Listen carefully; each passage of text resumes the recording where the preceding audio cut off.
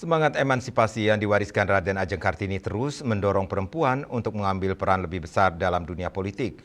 Namun upaya mewujudkan keterwakilan perempuan sebesar 30% di parlemen masih menghadapi berbagai tantangan, terutama terkait komitmen partai politik dan kesiapan sumber daya perempuan itu sendiri.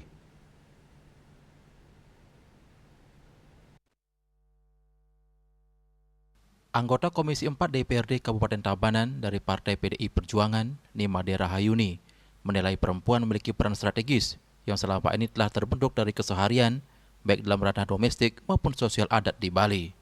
Perempuan tidak hanya menjalankan fungsi sebagai ibu rumah tangga, tetapi juga aktif dalam kegiatan sosial seperti di Banjar, yang kemudian menjadi modal sosial untuk terlibat lebih luas dalam pembangunan termasuk politik.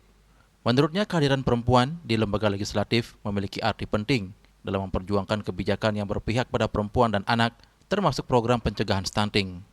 Adalah tujuan politik ini adalah untuk kesejahteraan masyarakat, dan juga tentunya di DPR kita perjuangkan kebijakan-kebijakan perempuan, khususnya untuk memberdayakan perempuan. Misalnya juga untuk gimana supaya anak-anak kita tidak sampai terjadi stunting gitu. Jadi kita perjuangkan kebijakan-kebijakan itu melalui rapat-rapat paripurna Astungkara yang akhirnya terkabulkan. Nah, nikilah sebenarnya kita perempuan jangan kalah dengan tantangan. Mari kita lalui bersama. Yang terpenting melakukan hal positif, saya yakin pasti akan mendapat restu. Dan karena perempuan Bali banyak mandirinya, cuman keinginan ke politik masih kurang. Tapi kita lalui tantangan ini, tunjukkan ke hal yang positif, yakin pasti diizinkan dan pasti perempuan akan sukses dalam bidang politik. Sementara itu, Kepala Pusat Studi Undiknas PSU Denpasar, Dr. Gongtini Gorde, menyoroti bahwa persoalan keterwakilan perempuan tidak lepas dari peran partai politik sebagai pintu utama rekrutmen. Ia menilai isu pemenuhan kuota 30% perempuan selalu muncul dalam setiap momentum politik 5 tahunan, namun implementasinya masih belum optimal. Menurutnya, komitmen pimpinan partai politik menjadi faktor penentu apakah keterwakilan perempuan benar-benar diperjuangkan atau hanya sebatas formalitas administratif.